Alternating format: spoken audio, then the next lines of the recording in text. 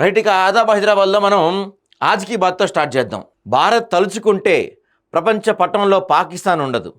అంత నీచమైన చర్య భారత్ చెయ్యదు. మానవత్వం మనసున్న దేశం భారత్ది. మా దగ్గర ముస్లిం సోదరులు కూడా ఉన్నారు. 5 సార్లు నమాజ్ చేస్తూ భరత భూమాతను మొక్కుతారు. అట్లాంటి గొప్ప దేశంరా మాది.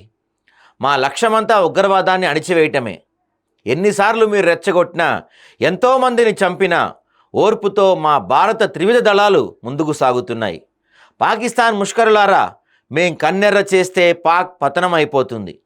మా దేశ ప్రధాని నరేంద్ర మోడీ త్రివిధ దళాలకు పూర్తి స్వేచ్ఛనిచ్చినా ఇంకా ఓర్పుతో ఉందంటే మా దేశం ఎలాంటిదో ఒక్కసారి ఆలోచించండిరా, లేదంటే మీరు మసైపోవటం ఖాయమని ముత్యాల పరశురాం పంపించారు. ఇది మంచి లైన్స్ పంపించారండి ఆజ్కి బాత్లో ఈరోజు. నిజంగా మోడీ గారు మీ ఇష్టం అని చెప్పారు. మీరు ఎన్ని కవ్వింపులు చర్యలు చేసినా, ఎన్ని పాల్పడినా మేము ఇంకా సంయమనం పాటిస్తున్నాం.